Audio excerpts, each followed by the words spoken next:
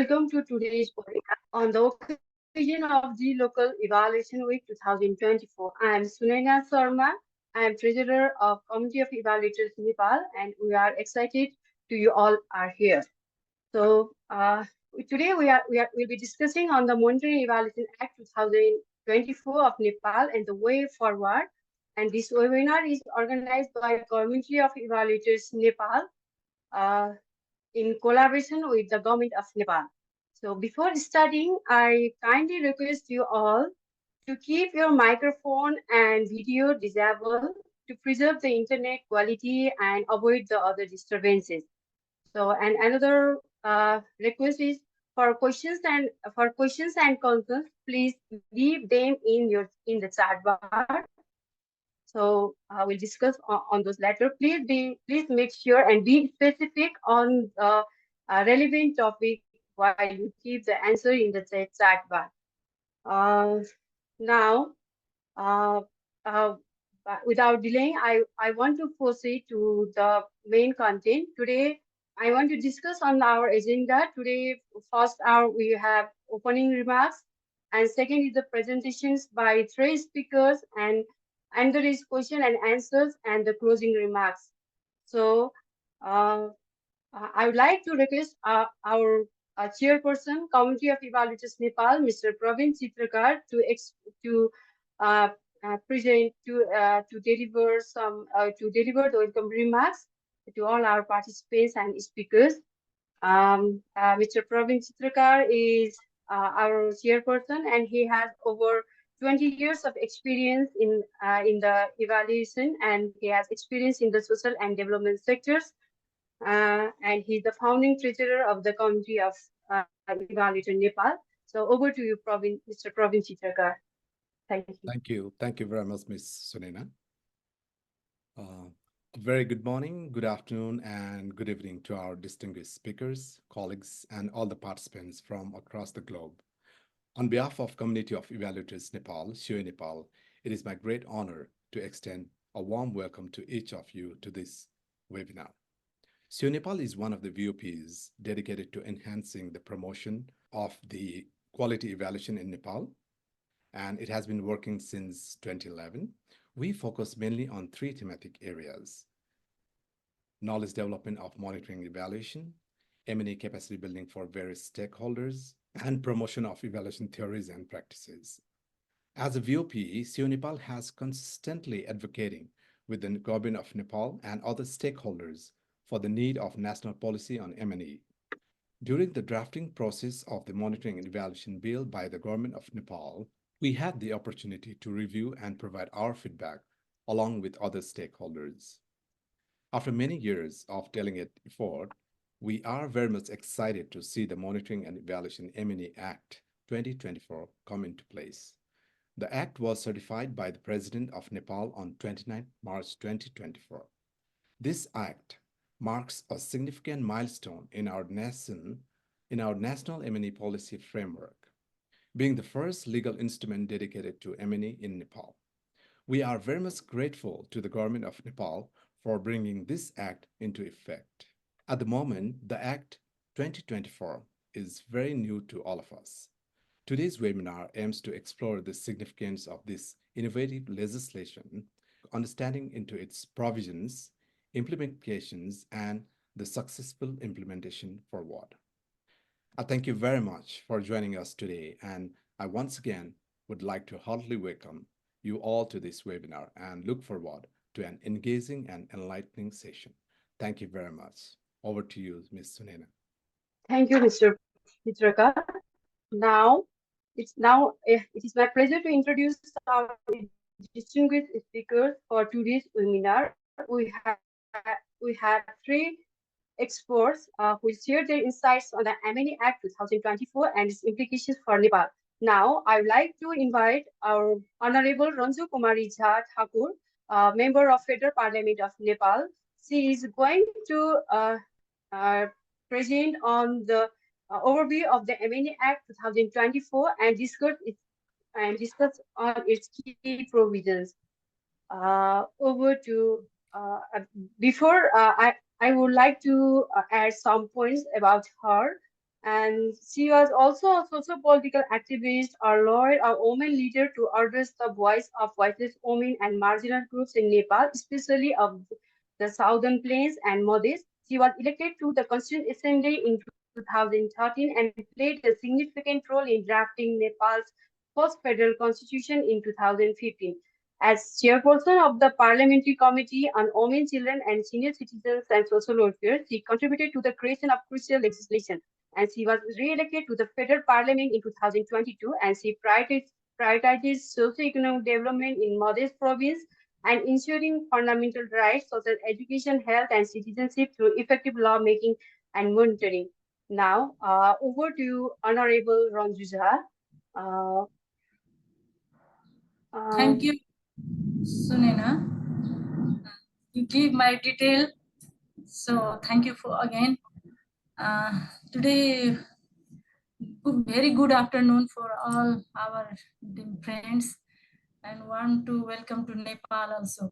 So today's I feel very proud of myself because I explained this law. This law we fight many times in Parliament to make this law. Then this is the achievement. Today I say my achievement to in front of our friend. So this is the uh, second. Uh, Monitoring and evaluation laws, I say some briefing. Briefly, I say monitoring and evaluation is normally used as a joint and complementing words and they in a way have a cause and effect relationship. So I maintain two types of figure. One figure like monitoring and other figure like evaluation. So monitoring inputs, monitoring process, monitor output, and evaluation like that what was planned and what was achieved and how was it achieved. These things are different between the monitoring and evaluation, and both is related also each other. So this is the priority of monitoring and evaluation. Again, others, please say, send other next. Monitoring and evaluation provision in Nepal. So our friend already mentioned, Praveen ji already mentioned these things. I repeated these things. Monitoring and Evaluation Act 2024. This law, our constitution has given a separate provision for the monitoring and evaluation. So, monitoring separate laws enacted and dedicated for monitoring and evaluation as a mandate by the Constitution of Nepal. So these things are, we mentioned, monitoring and evaluation bills provision constitution 2000. We started the provision in constitution in 2007 to like 2015 AD article uh, 54 and 293, and Local Self-Governance Act also mentioned this 2055 BC and 1999 AD. And ME in sectoral regulation, example forest education etc. Monitoring and evaluation guidelines 2010 and 2015 to 2018. 18. These things is the very important for our side. Next. Again, next. Yes, these things. Okay, no. Silent features of Monitoring and Evaluation Act 2024. Monitoring and evaluation to be incorporated in all the ministries, department and divisions. Monitoring and evaluation at all three tiers of government, federal, province and local. National Planning Commission to be the main guiding agent to implement the this act for our side. So these things I speak, these things is the major thing in the Monitoring and Evaluation Act: public audit, social audit, and public hearing, use the electronic media, digitalization, use of evaluation, finding while accessing platforms of project chief, and punishment to those who do not conduct and submit monitoring and evaluation reports timely. Punishment to the monitoring and evaluation person to carelessness, bad intention, and false reports. Punishment to the concerned staff of there is loss lose to the project because of non-implementation of evaluation and recommendation. Again, next. These things I already explained. These things is mentioned our act, but these are the challenges. Focus on monitoring and list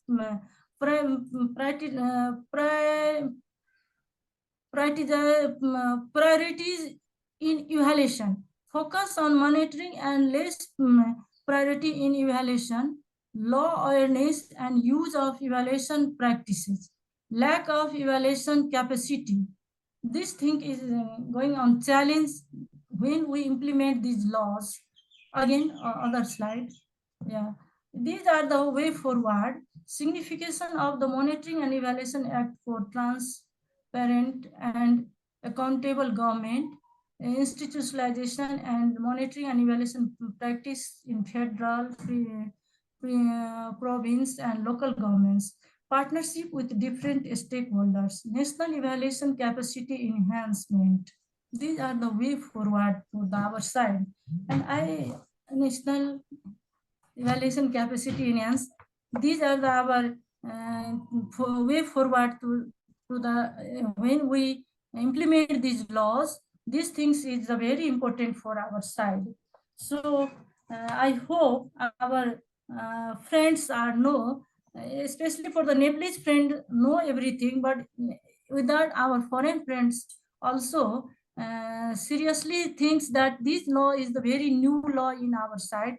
We are very excited to how to implement these laws perfectly, and these laws make the good governance. Why we need these laws? These laws make the our side good governance. So good governance is the very important for the federal system or the government system, and that's why we make these laws very forcefully, and these laws very new. In future we hope these laws going on the good work, supporting our other friends and our Nepalese friend also. Thank you, my side. Maybe this is the last. Thank you, Honorable Ramzuja, for your comprehensive overview. Thank you for you also. If any query, then I can speak again. Now we have another second speaker, Dr. Krishna Belvase. He is an international development and evaluation expert with 3 decades of experience, and he has served as a board member and advisor of CoE-Nepal since 2018, and he has been a member of United Nations evaluation groups, the International Development Evaluation Association, the European Evaluation Society, American Evaluation Association, and Eval SCGs in various years. Yes, now he is going to discuss on the collaborative efforts involved in the implementation of the MNE Bill 2024.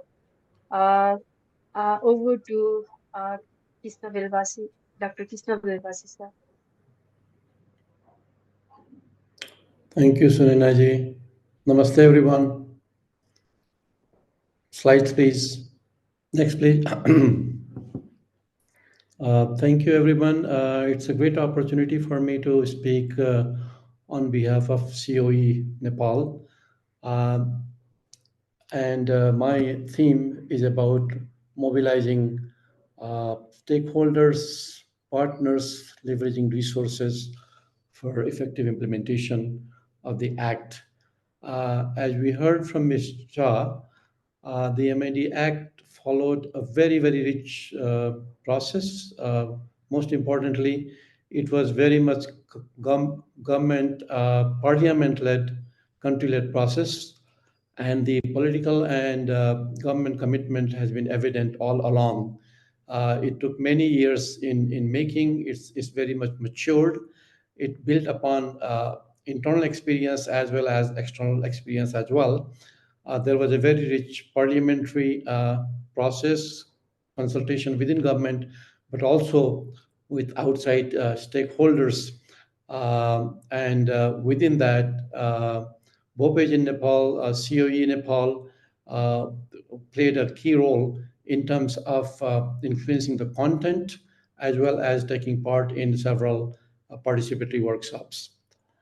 The act is clear in terms of content, monitoring, evaluation, even it goes into criteria for evaluation, highlights the importance of criteria such as impact and sustainability, but also clarifies roles and responsibilities at the federal level, provincial level, all the way down to district level, local level as well. And it's very important to know that a lot of responsibility has been vested upon National Planning Commission, which has a very strong history of rich institutional capacity. So that gives everyone a lot of hope in terms of the leadership, convening, coordination, role of National Planning Commission with respect to taking the act further at different levels.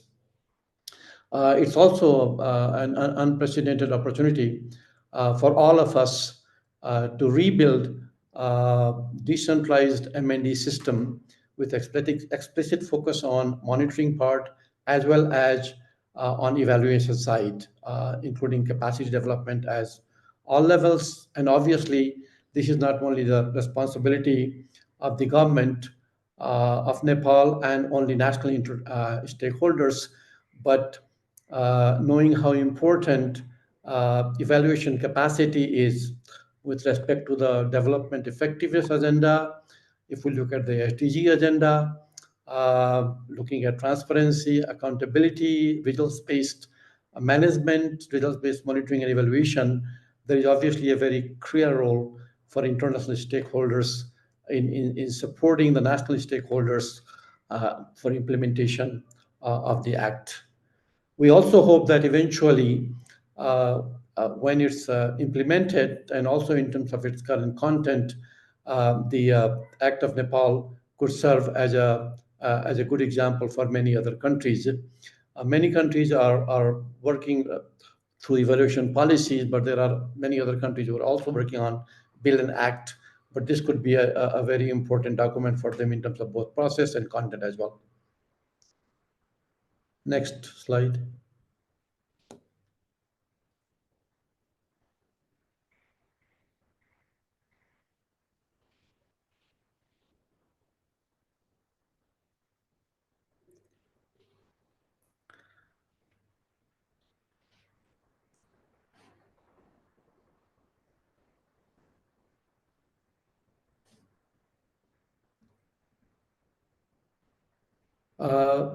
Previous one, please.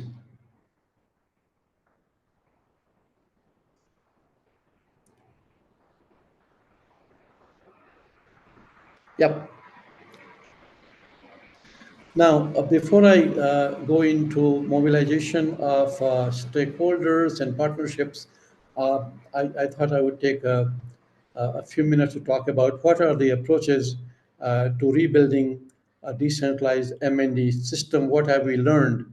What are commonly agreed approaches to effective capacity development at all levels? So if we look at the models of monitoring and evaluation, system development, capacity development, broadly speaking, there are several dimensions, mainly three dimensions. One is looking at individual capability, looking at the professional level skills, knowledge, experience, attitude of professionals and others who are involved as part of the broader M&D system.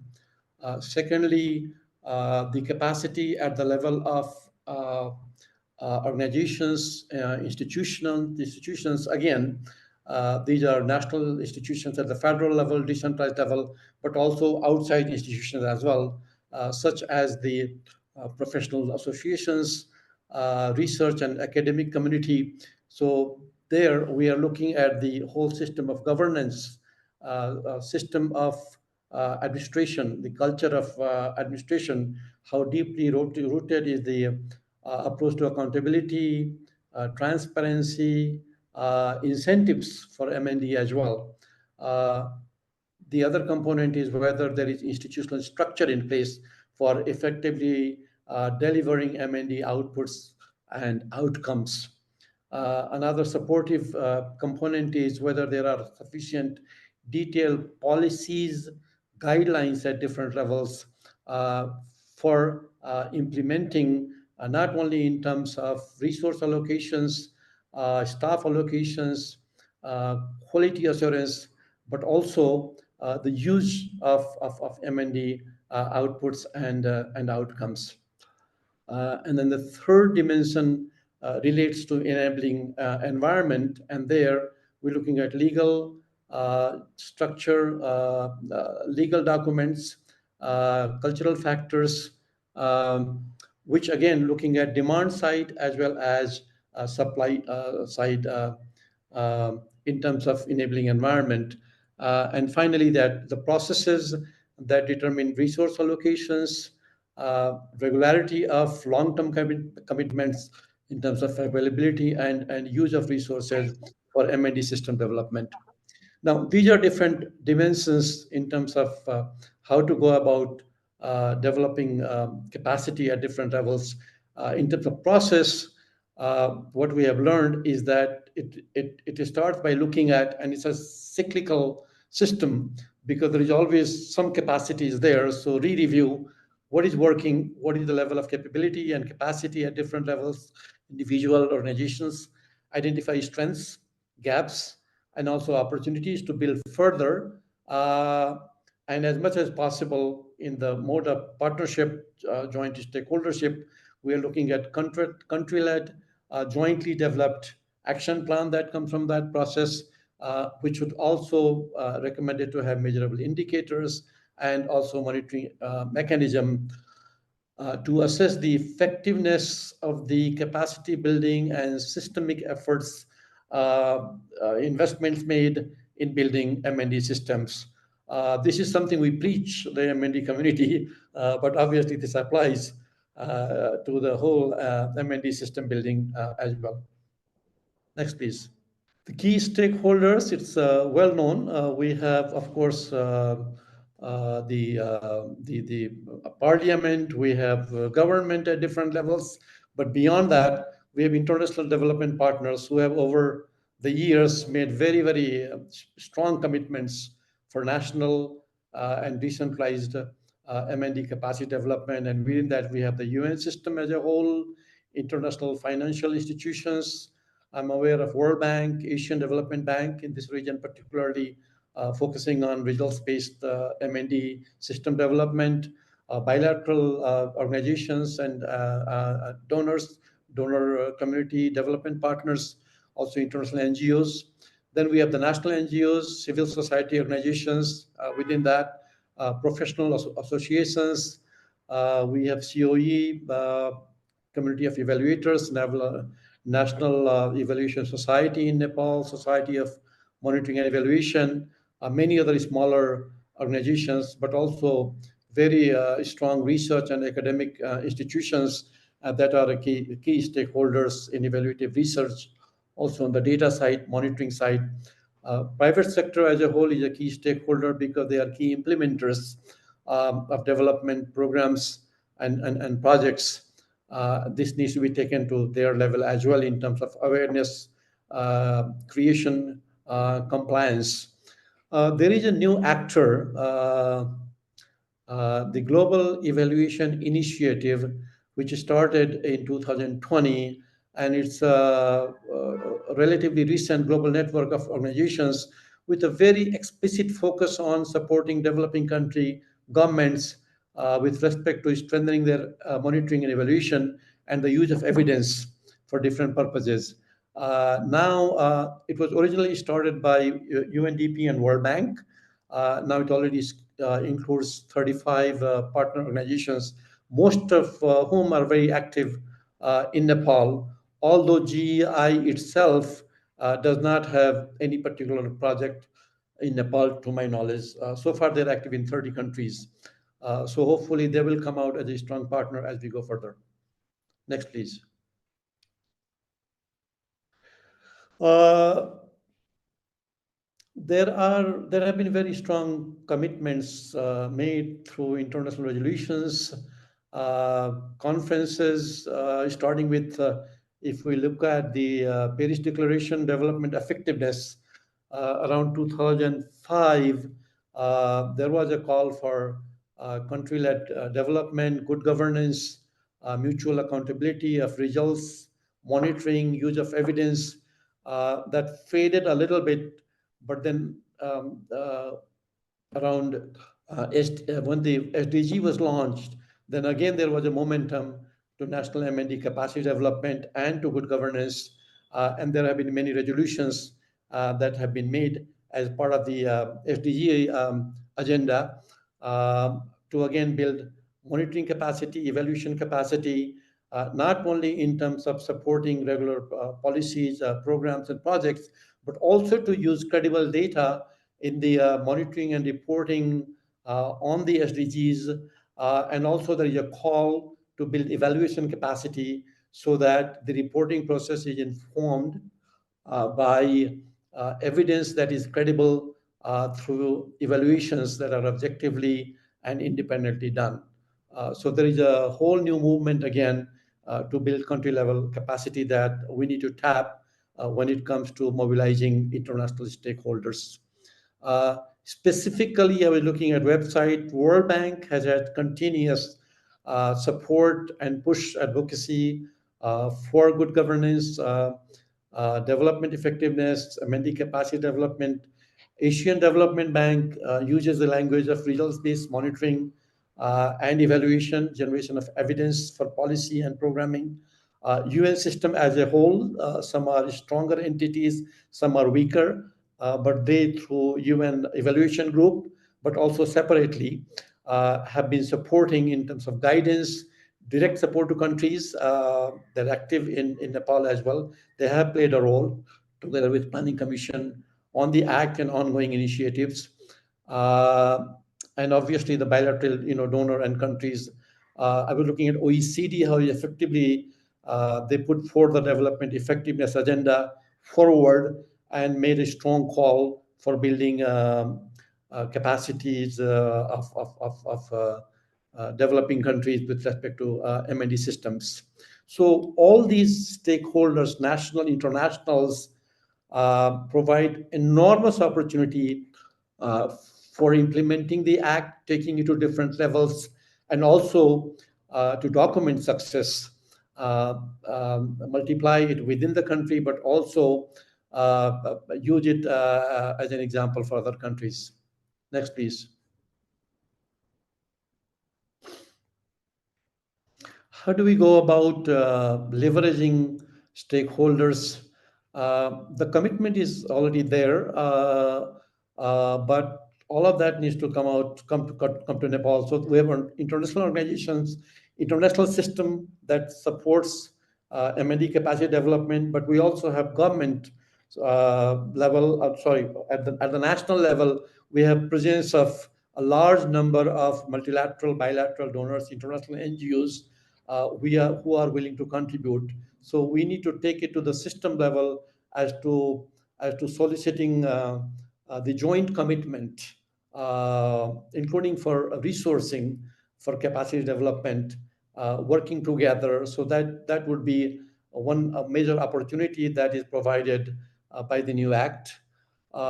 We need to review the capacities at different levels, capabilities at individual levels, also looking at systems, decentralized, what the strengths are, what the opportunities are, what the good practices are, and based on that, develop a new action plan. Obviously, this all is expected to be happen to happen within the leadership and convening role of the National Planning Commission. And then within that process, there will also be a need to look at the comparative advantage of different types of stakeholders uh, in that process, so that we approach and apply the niche and the respective comparative advantage resources of respective partners and stakeholders. Uh, we also need to learn from there have been past commitments in terms of action plans. We are now in the process of implementing the second action plan for evaluation, which goes until 2026. So some of the parts from there that are still relevant that need to be brought into new action plan, which needs to be complemented with, again, the follow-up and the spirit that is carried in the new act. And then in terms of widening of the role, we discussed this within CoE, the idea of forming an inclusive, broader M&D support group, which includes selected members of parliament. There is already parliamentary evaluation forum, members from there, convening role of NVCs, and then we have VOPEs, academic institutions, development partners, who would play a regular continuous role in terms of being key stakeholder, owning the follow-up process of the act, supporting it in different ways, technical support, financial resources, organizational resources, looking at demand side, supply side. So this process is something that we would like to recommend on behalf of CoE.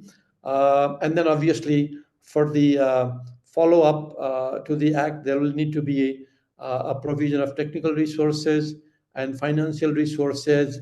And there again, a call will need to be made both in terms of internal resources as well as external donor support as well. One thing I would like to say that this is really a very opportune time to bring all the global international commitments to Nepal, to work with NPC, different parts of government, and different stakeholders, national, international, and national, to build effective partnership to put the MND Act to action. Thank you very much. Thank you, Dr. Wilbase, for those valuable insights. Now we have another uh, mm, and we have a final speaker of our today's webinar, Dr.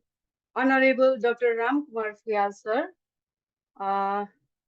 He is a member of the National Planning Commission of the Government of Nepal, and he primarily oversees activities in the NPC belonging to the economic sectors such as industry, commerce, supply, culture, tourism, civil aviation, labor, employment, etc. He also directs the progress monitoring on targets within the Sustainable Development Goals and coordination of Bagmati Province development activities at the National Planning Commission.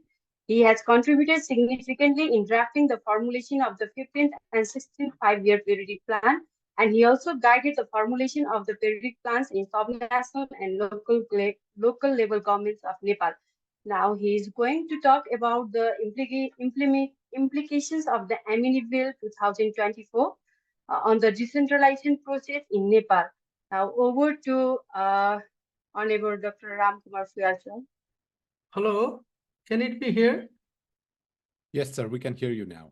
Thank you, Sunaina ji. It was, in fact, a very nice moment for me to join with you this afternoon in a very important meeting. Actually, it is a kind of discourse which is very much valuable for the Government of Nepal, as Government of Nepal has recently approved the Monitoring and Evaluation Act 2024, and it is in implementation now. So we are much benefited, and also your insightful ideas and important, I mean, the suggestions made us very much encouraged to implement the MNE.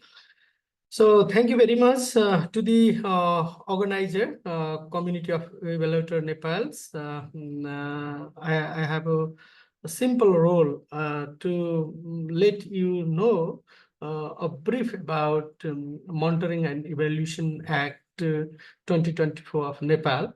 And many important issues related to this act was already explored by our honorable member of the parliament, Ranju Jha, followed by the Dr. Krishna Belvase. He is an expert in this area. So I quickly just move towards my slide.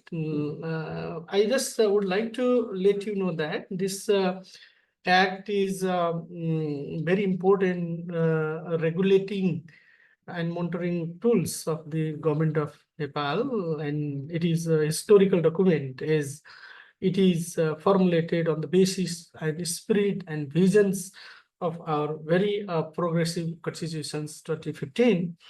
And based on the act, I designed my talk in just 5 headings. The first one is preliminary sections, in which the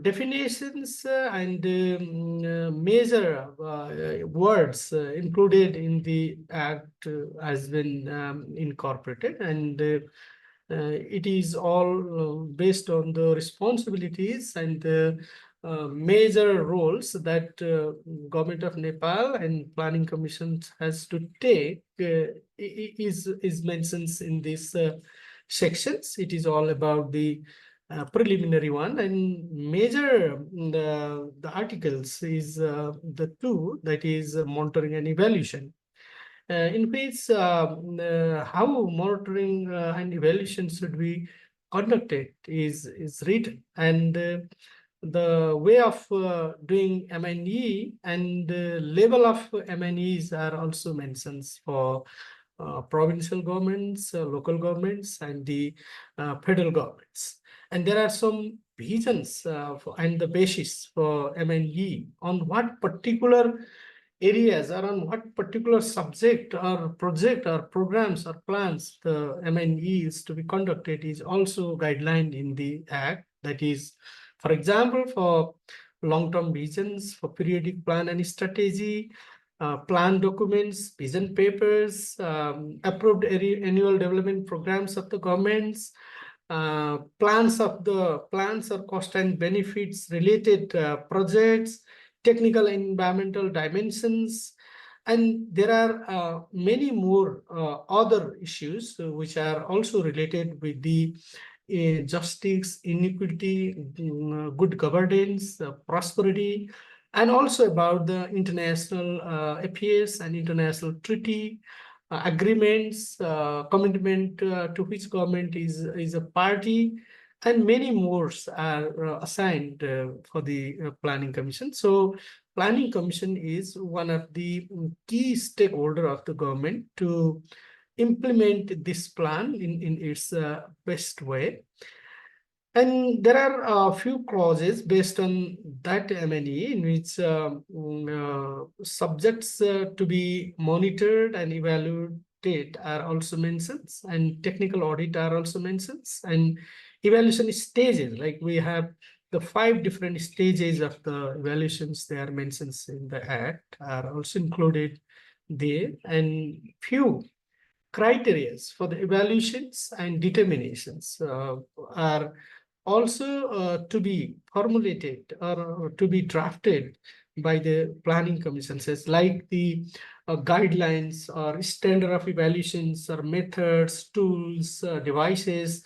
They are supposed to be based on the evidence-based policy formulation, I mean the related, and also result-oriented monitoring and evaluation related practices used and applied throughout the world, and especially in the developing countries. The next one is the next article is related about the bodies or the authority or the entity or the division or department in which to conduct M&E or by which it is to be conducted. So here that National Planning Commissions will conduct M&E, especially in the following projects, like which I also spoke in Article 2. Basically, the implementations of the periodic plans, master plan, annual plans, national priority plans, national priority projects, transformative projects, which are now in function in Nepal, and the other projects in the works or the programs assigned by the government.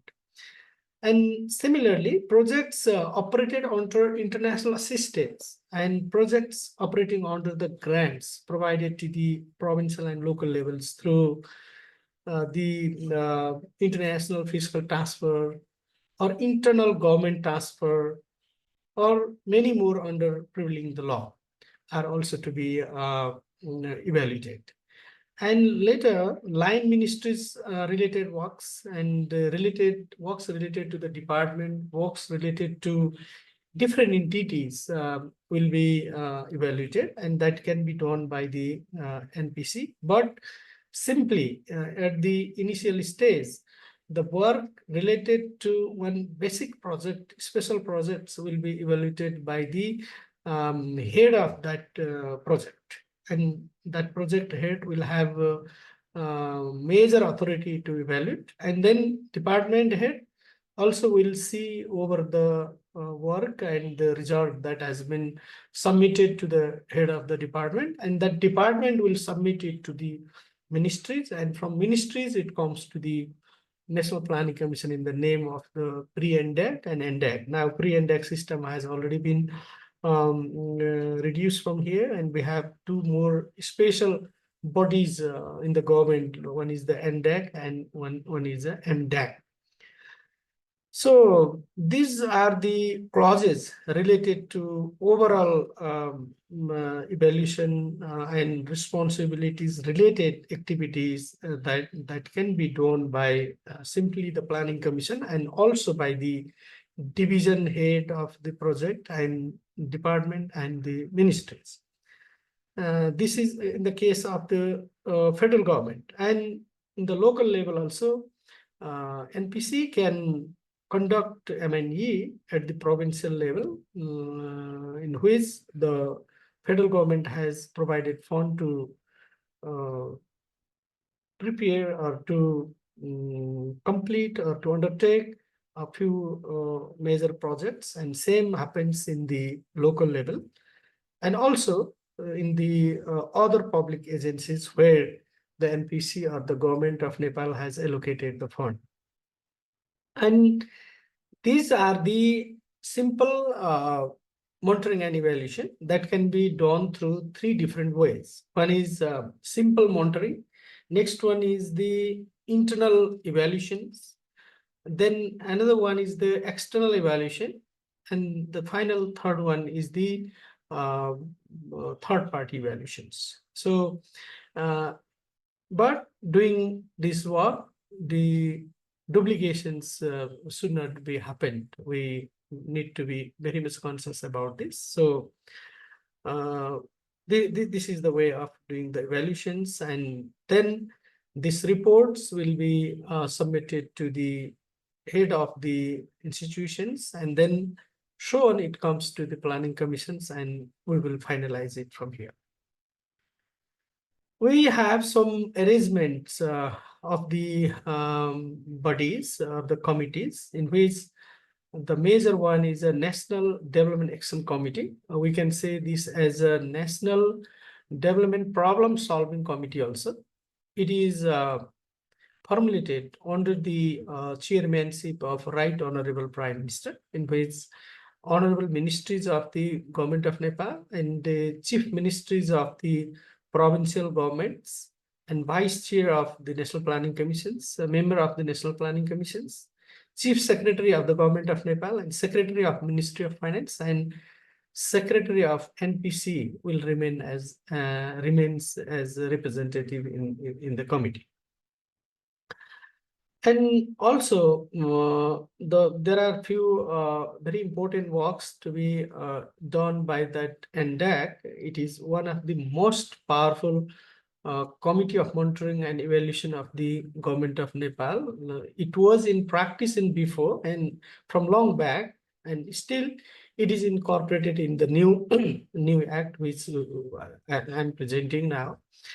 The major duties and right of the index are to review the implementation progress of the plan being operated by the ministries of the Government of Nepal, and to direct as per required based on the discussions on the issues received at the ministerial level development action committees. Before coming the problems to the apex body that is called NDAC, we discussed so many issues and problems in the ministerial level meeting. That is, ministerial level problem solving committee is there under the chairmanship of each ministers in every ministry. Then to conduct or assign the study and research and evaluation of the issues seen in the implementation of the plan and solve interministerial and policy issues of the plan and implementation level. And also to the major work of this committee is also to investigate the performance of the plan and planning heads which have not received output as for the specified target by the public bodies. And also it directs the federal, provincial, and local levels government about how the plan has to be implemented, and also the plans being implemented through the fiscal transfers of the Government of Nepal. And also it directs to conduct activities assigned by the Nepal government for the National Development Action Committees. These are the major roles of the NDAC, and it is the highest authority of the government to make a proper decision of the problems which has not been solved up to the ministerial levels discussions and the meeting. And even if the problems are not much defined or not much aligned with the existing law and order, are also can be discussed in the NDAC meeting, and through the decision of the NDAC, the many unsolved problems of the development oriented activities can be solved. There is a Ministerial Development Action Committee, which I talked earlier, and still there is another one committee under the leadership of the Secretary of the Ministries. And still below, there will be one committee under the leadership of the division head of the project. And also there is one basic levels, the authorized committee, which is under the leadership of the project head.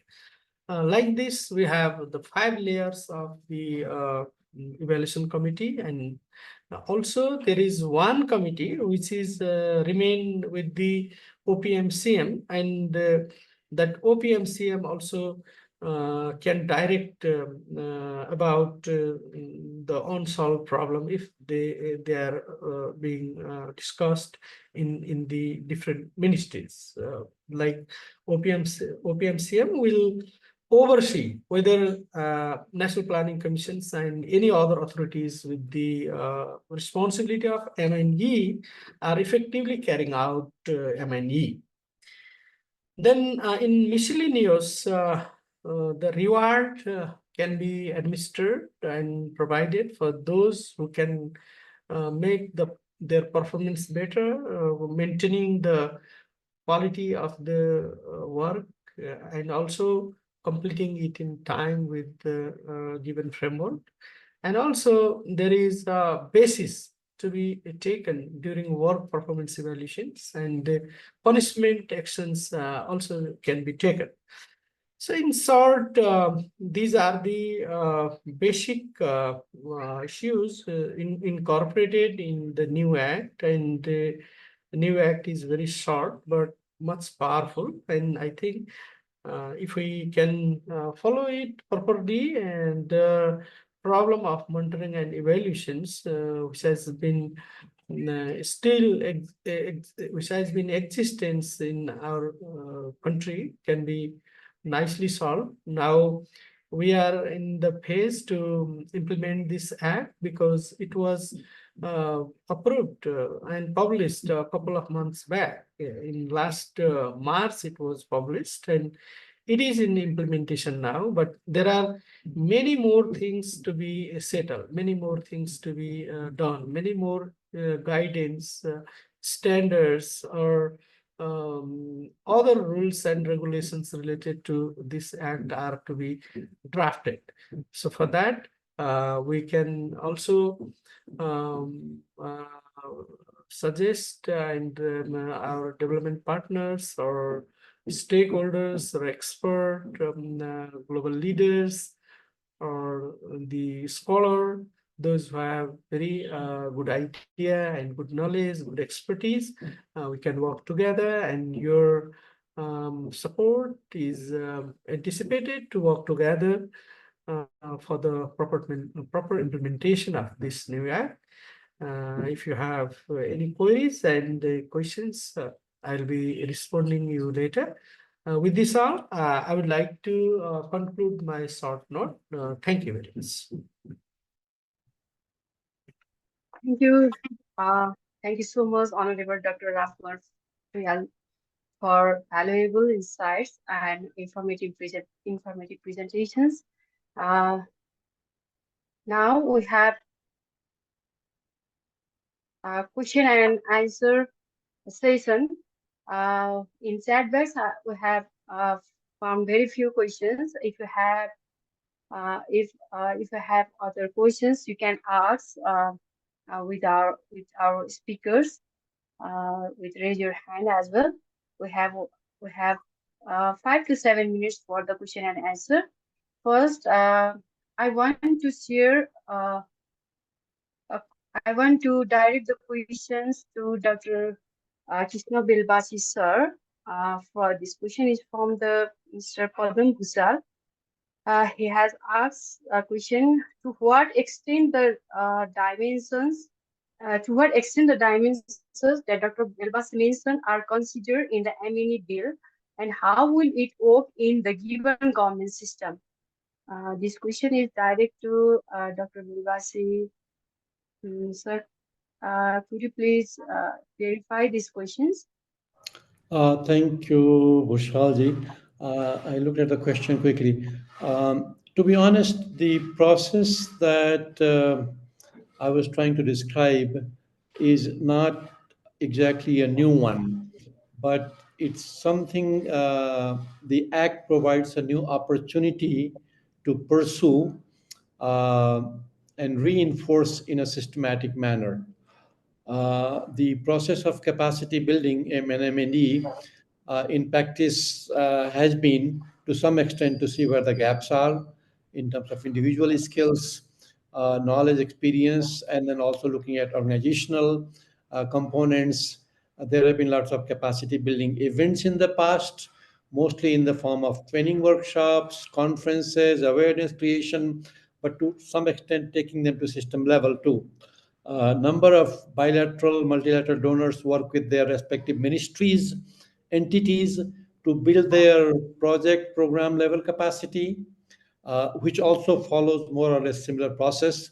But the point I was trying to make is that the Act provides an unprecedented opportunity to mainstream that in a big way. It's a national initiative now when it's an act. And as Honorable Mr. Dr. Fuyal has said, there are responsibilities laid out at the central level, all the way starting from PM, going down to local level, roles and responsibilities, uh, ways of doing it, putting it to use, accountability mechanism partly there too. So What has been lacking in the past is a unifying force in the form of bill or act, which we already have. And then the second part in operationalizing is taking leadership, effective coordination starting from the top. And I think it's good to hear that National Planning Commission will be taking that role. There will be a need to build the capacity of NPC itself and the planning and monitoring mechanism at the provincial level, going down to district level too, but starting with NPC. So I would leave it at that. I think I just try to lay out those steps which are normally used by many countries, and many countries have broken MND system. It's not only Nepal, because we reduce capacity building to conferences, workshop, bringing together and letting people speak about it, but don't take it to system level. This is the opportunity now to take it to system level. I would urge the other speakers to speak on behalf of government, because that's where the responsibility lies, both for taking the lead, but also mobilizing bigger partnerships. Thank you again for the question.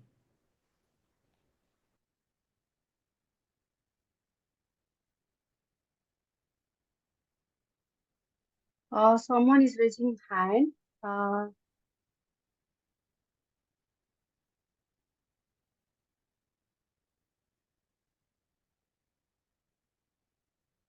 Can you keep your question, please? Hi,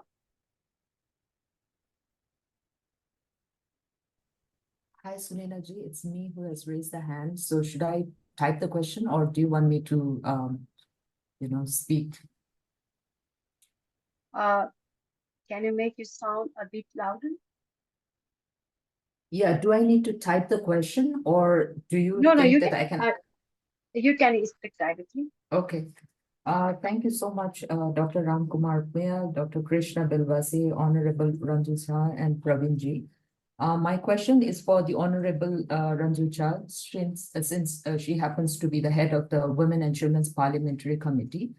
As a head of the MNE and the chairperson of the UN MNE Working Group, I do understand the program project implementation budget expenditure in relation to the MNE SDG national provincial plans. But my question is in relation to gender. Will the MNE Act also include monitoring and evaluation of workplace violence or especially sexual violence for government workers that are women or sexual minorities? And does it entail punishment as well, since it was indicated in the salient feature of MNE Act? And who will punish whom?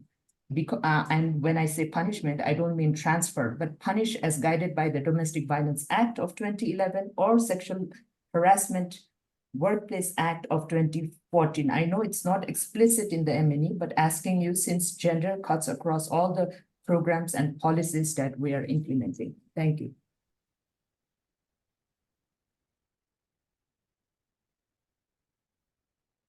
Okay. Thank you for the query. This is the very important query for your side. I hope gender is a very cross-cutting issue. So each and every ministry has a specifically give the budget for the gender side. Even our only for not women, children, and senior citizen ministry related by other ministry also. Just like I have that time when I am the parliamentary committee chair, at that time I make one law, Karya Sthalma Hune Yunjan Durbevar. This is the very important law for the women, children, and senior citizens ministries laws. So I hope you want to ask the domestic violence law, how to implement and what types of the budget.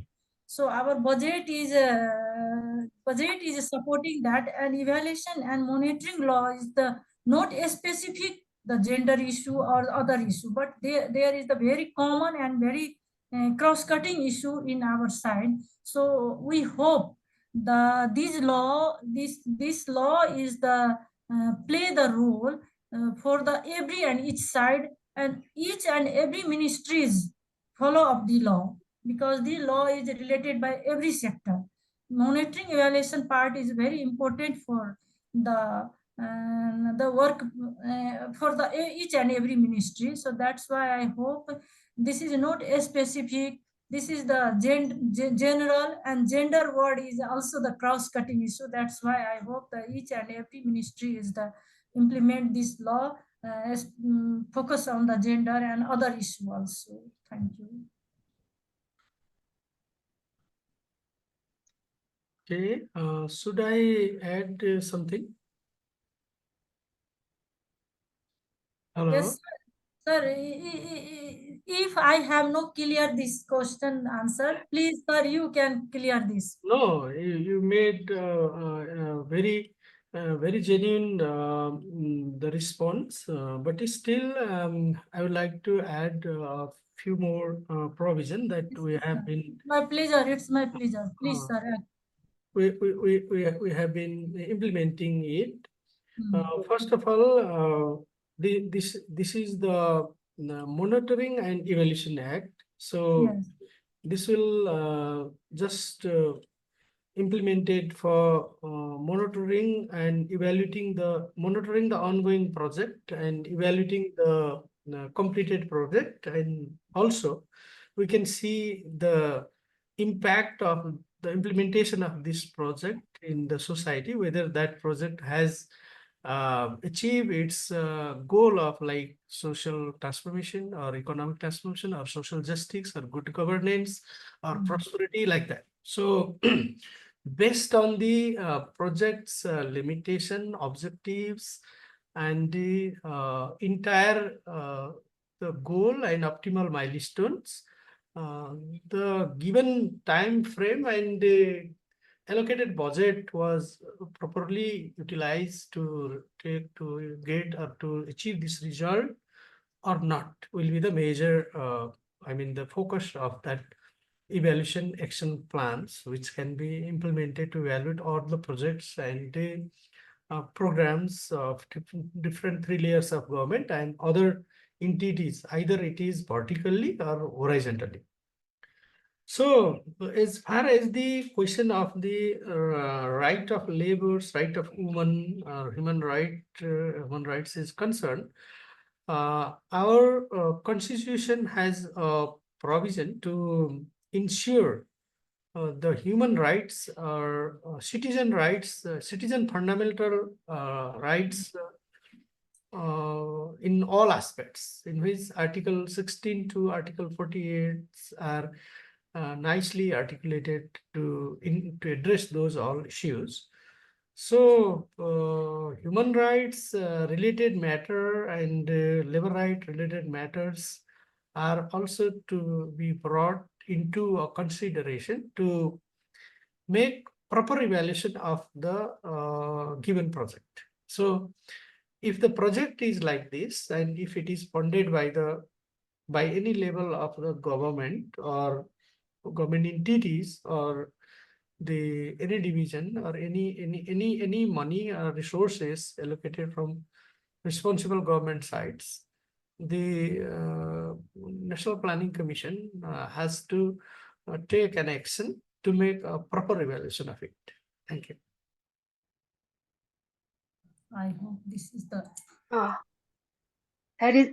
here is another question from one versus Chariswar. MNE Act has provision for penalizing for not implementing the evaluation recommendation. What sort of institutional arrangement does it require? I think this question is direct to Ram Kumar sir or I have seen. Ranju madam. Okay, who will answer it first? Me or anybody? Are you raising this question to the Planning Commission, please?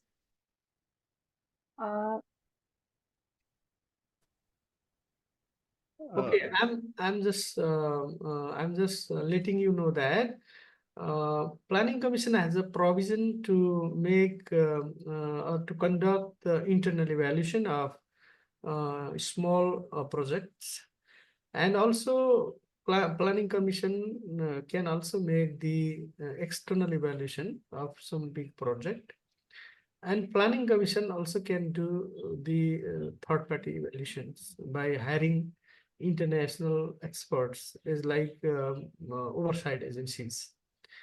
So we have been doing this, and this year actually we much devoted on drafting 16 periodic plans. So our third-party evaluation and external evaluation related the work are not in list, but internal evaluation are ongoing.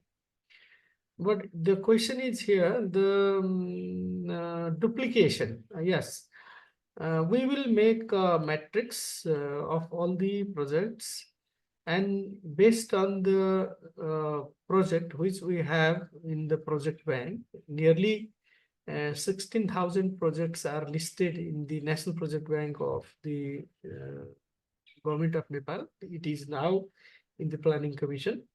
So we will ensure for not to make duplication. And measurement is the relevancy, sustainability, effectiveness, equity, and performance of the development is based on the nature of the project and the program. We will apply the well accepted method and methodology and conduct the study. And after finding the concrete result of the study, we will report to our higher authority about what we can do on that project, whether this is going well, or this is to be revised, or this is to be awarded, or this is to be punished, or what is it, what else it. So we will do like this. Thank you. I think there are no questions. I think we need to proceed ahead. We are about to towards the end of the webinar, and let us take a group photo. So I want to request every participants to on your camera for a group photo. Then we'll go towards the towards the closing remarks. So everyone, open your video or camera. Done. Thank you so much. We have one last our closing remarks. Now we are nearing to the end of the webinar. I would like to invite our Dr. Ganapati Oja, Executive Committee member of CoE-Nepal, for vote of thanks. And also, by saying all this, I would like to bid sincere farewell from the role of the moderator of this webinar today. And thank you all for your support and active presence. Now over to Dr. Oza for vote of thanks and the closing remarks. Thank you. Thank you, everyone. Thank you, Sunaina ji. Namaste to everyone.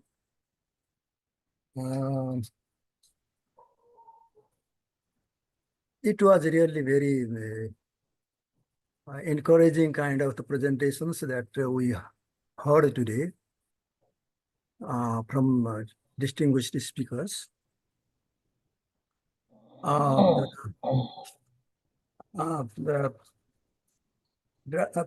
honorable member of the parliament, Ranju Jha, provided some kind of the history or the development of the MINA Act. She linked to the MINA Act with the constitutional provision, and also provided the salient feature of the Act, which were very important the lessons for us to hear from her. For this, I would like to thank her individually in the beginning. And also Dr. Belbase, he provided a rich presentation. In form of that, the information was very rich, and he rightly said that the constitution was, the act is rich in the content, and also it was formed with the right process. And also he gave some, the international commitment, and also the international scenario in terms of how the international agencies are also willing or have made commitment to support the national the evaluation capacity building. And he provided some three kind of the capacity building the layers, like the capacity development at the individual level, at the institutional level, and also the kind of the environment needed to develop the evaluation culture.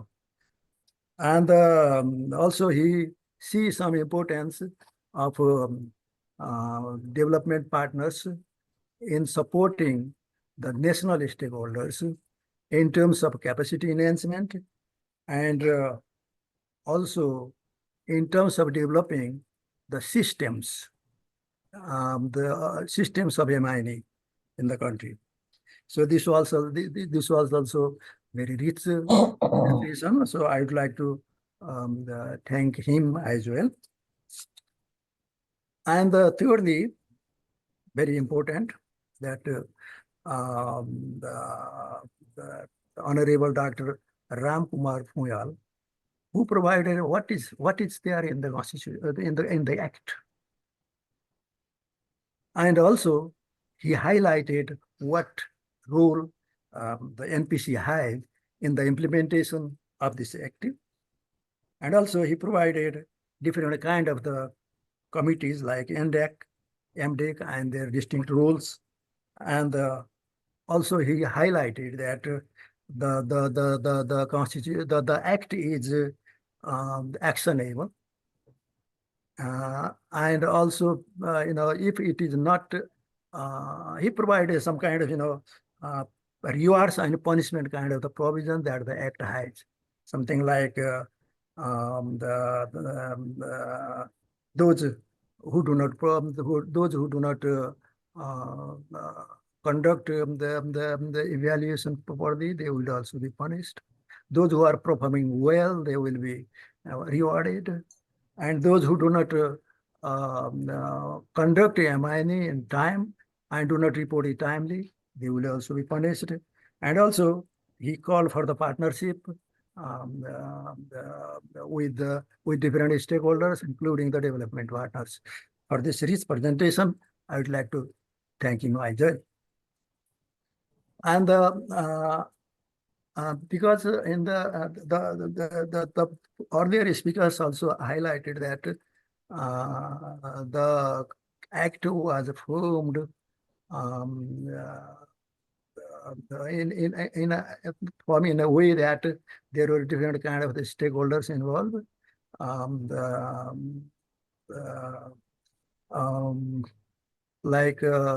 the bill was being prepared, I myself had the opportunity to review it 2 times, because one time the first preliminary draft was sent to different stakeholders, including the CoE-Nepal. And I had the opportunity to review that the preliminary draft, and also we provided some input. And also second time also, after it was coming from a different stakeholder, and they prepared the draft bill again, especially NPC. And also they circulated it to different stakeholders, so we got the opportunity to review. So what I would like to say is that this is not only the document of the government, but also the document of everyone, because it was prepared in a way that the ownership is now goes not only to or lies not only to the government, but also to everyone, because it was prepared that way. And what I would like to also say something about that, the maybe in the how to implement this is the challenge now. And it's good that Dr. Belvasi provided a kind of the piloting kind of the schemes, like maybe in the beginning, maybe they could be piloted in some provinces and also some the local bodies. So that would be very important, because it's not only at the central level, federal level, but it should be implemented also at the provincial level and also the municipality level. So for that, maybe the piloting would be good. And also what I also like to re-emphasize is that the development partners which are providing the projects, they are now building the capacity on MINE for the project staffs. That is there, but that is not adequate. What is needed more is that they also should now support for the capacity development of the systems itself. In addition to the staff, they should also support for system development.